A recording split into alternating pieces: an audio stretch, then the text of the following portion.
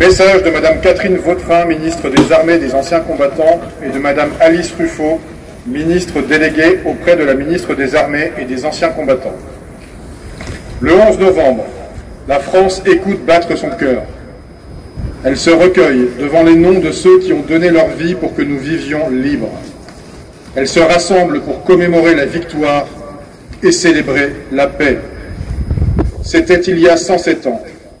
Au fracas des armes succédait le silence des plaines dévastées de Champagne, des vallées de la Meuse, des forêts d'Argonne.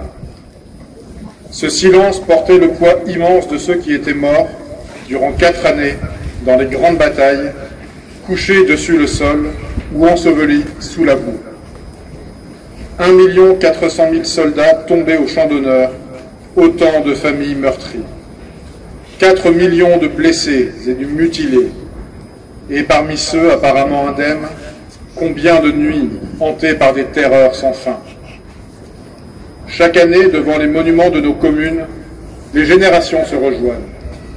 Unis dans cette mémoire, nous rendons visible l'idéal qui nous tient debout, le sens que nous avons donné à notre histoire, le projet collectif que nous poursuivons par-delà les tragédies.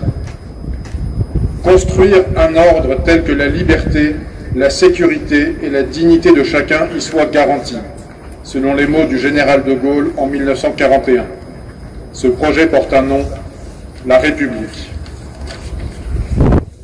La République a donné à chaque soldat mort pour la France, aussi anonyme soit-il, d'être honoré à la place la plus élevée, celle qu'occupe la tombe du soldat inconnu sous l'Arc de Triomphe. En lui s'incarne le sacrifice de tous les morts pour la France, d'hier et d'aujourd'hui, jusqu'à ceux qui, loin de chez eux, sont tombés en Indochine, en Algérie, dans les Balkans, en Afrique, en Afghanistan, au Levant. En lui se mêlent leurs visages venus de tous horizons. Ceux des fusiliers marins bretons et des tirailleurs sénégalais, unis dans le même héroïsme à Dixmude. Ceux tombés à Verdun et sur les plages de Provence. Ceux des francs-tireurs et partisans et des résistants du réseau Alliance. Ceux des combattants venus d'Afrique, du Pacifique, des Amériques et d'Asie, qui reposent désormais dans le sol de France sous les croissants, les étoiles ou les croix des carrés militaires.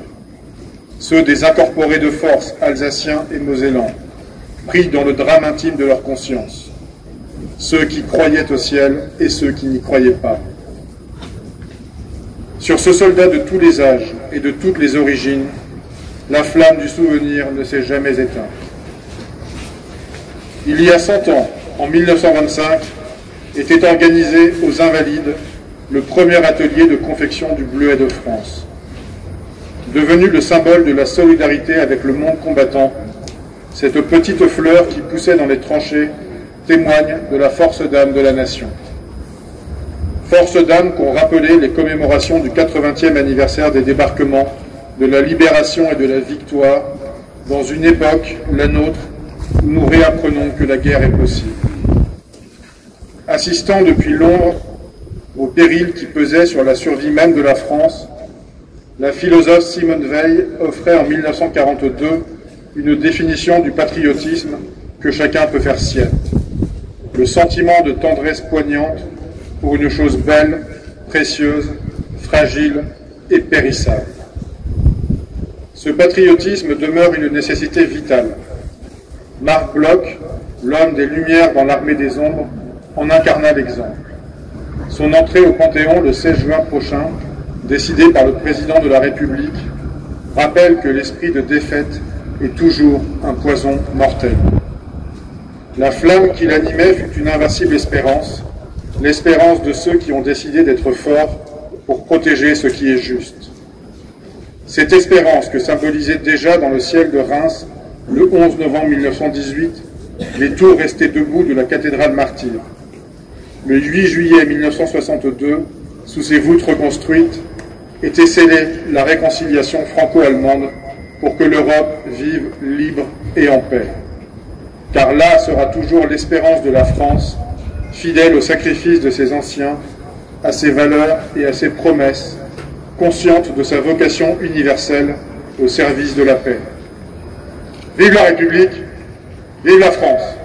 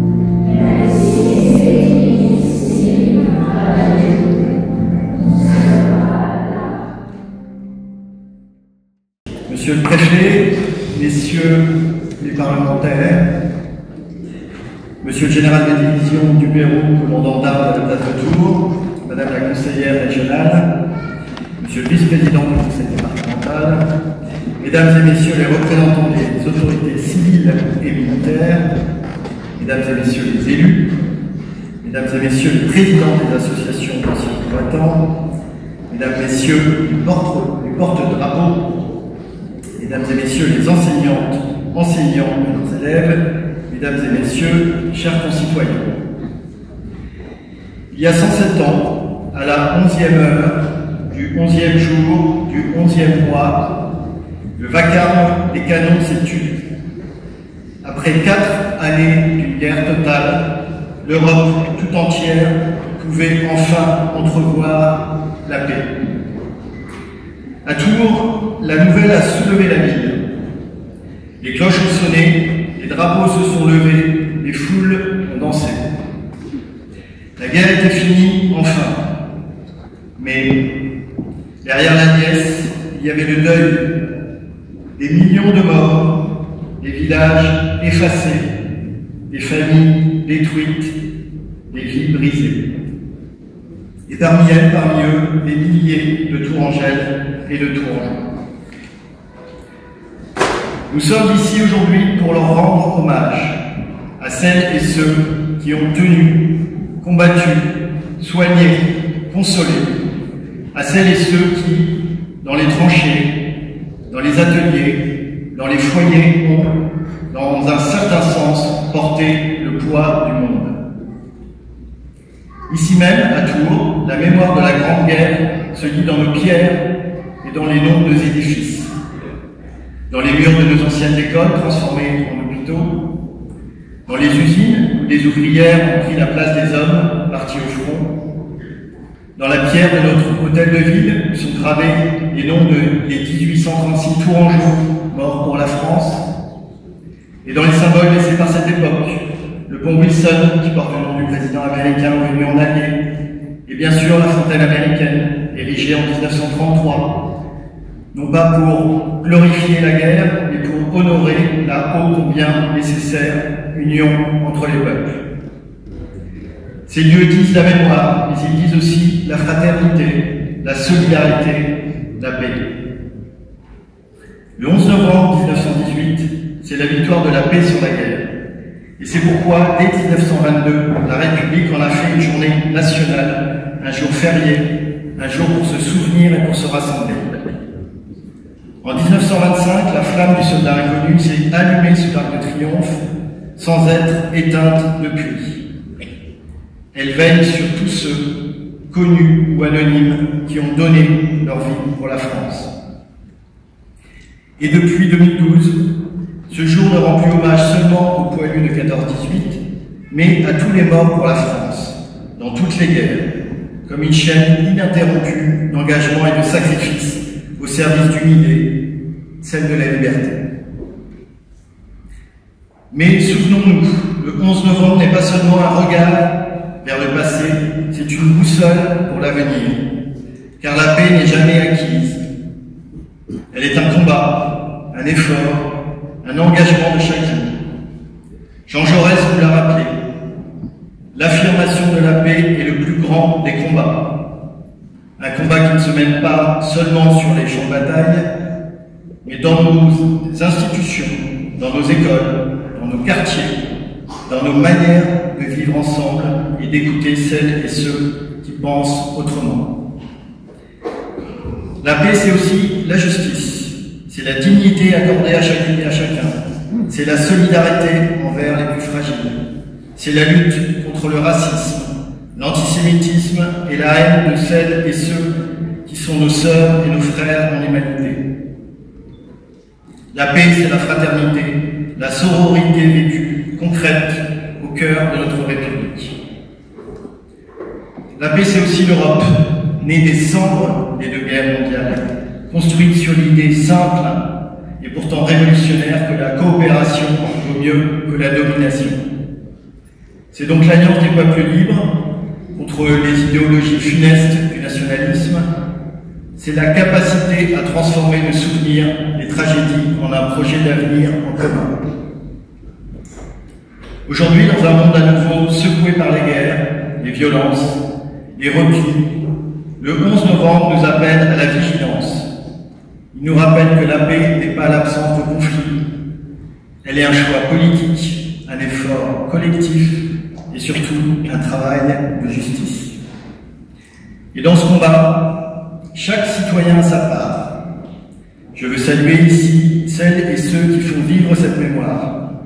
Les associations d'anciens combattants, les enseignants, les historiens, les archivistes, les jeunes qui participent aux cérémonies, et bien sûr nos porte-drapeaux qui rappellent par leur fidélité la continuité d'une histoire nationale. Je veux aussi remercier nos forces de sécurité, nos pompiers, nos militaires, qui aujourd'hui encore veillent sur notre pays, à l'intérieur comme à l'extérieur de nos frontières. C'est une fierté que Tours soit ville de garnison. Et je m'adresse à vous, les jeunes de notre ville. Vous êtes les héritiers de cette mémoire.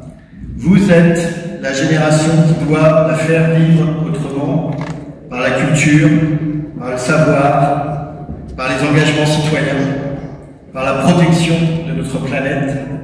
Car défendre la paix, aujourd'hui, c'est aussi défendre le vivant et le climat au-delà de tout. En ce 11 novembre 2025, souvenons-nous que la République se tient debout grâce à ses citoyens, grâce à la mémoire de ceux qui ont donné leur vie et grâce à l'énergie de ceux qui, chaque jour, choisissent de croire en un monde meilleur.